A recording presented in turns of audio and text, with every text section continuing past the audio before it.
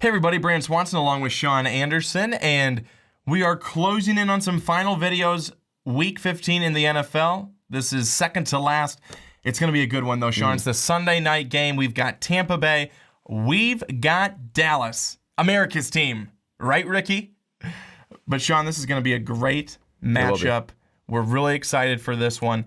And do the Dallas Cowboy fans get off of Dak Prescott's back after this one? I for his sake, I hope they do, but I don't think that's going to go away until the season's over, and I think that it's going to go away and once Tony Romo is off the team, and I think that's the only way that's going to go away because Dak Prescott, I mean, people have such an affinity for Tony Romo in Dallas. I think it's going to be tough to get people not thinking that way, but really, I mean, I think people need to get off Dak's back a little bit because, I mean, 2 losses, both to a good Giants team, and yes, he was pretty bad in that Sunday night game, but he was going up against a good defense, and plus you're still 11-2 with him. He still got you 11 wins. It's impressive what he's done as a rookie. Yes, he's not taking that many shots down the field. Yes, he has a very low amount of attempts, I believe 22nd in the NFL and 22nd in completions as well, but the one thing that Dak's been able to do is win you games, and that's all you really ask for in a quarterback. And the one thing about both of these teams is that their defenses have both been very surprising,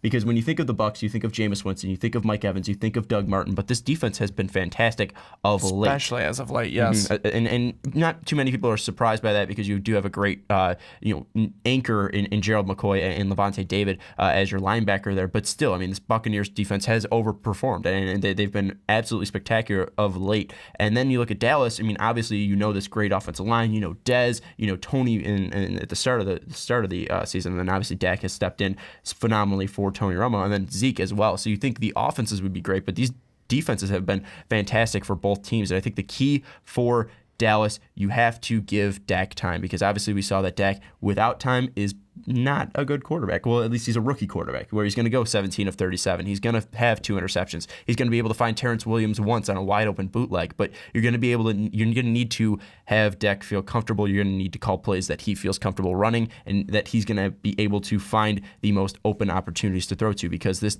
Buccaneers defense will be able to take the ball away and will be able to force turnovers and give the ball into the hands of a dynamic playmaker in Jameis Winston, who can get it to even a more dynamic player in Mike Evans. So the key for Dallas is give Dak Prescott time. And I think the key for the Bucs is find a running game, because if you're able to get Doug Martin going, if Doug Martin's able to find a game like he had last year where he was a great running back, if he's able to get the health issues that he's had this year off of his back, and he's able to run the ball against this Cowboys defense, that's going to open up the game for Jameis Winston. That's going to open up the game for Mike Evans, because really those are the only 2 other players on this offense, because they don't have a lot of weapons on this team. But if you're able to find one more in Doug Martin, it's going to help your offense move the ball down the field against the Cowboys defense that has been fantastic at keeping opponents from scoring. So I think the key for the Bucs is a rushing game, and the key for Dallas is protect Dak Prescott. I don't think they're going to be able to do that though, and I think the Bucs are going to win a close one, 28-21. I think that Dak will remain the starting quarterback, since he should, but I think the Bucs are going to get a big win here.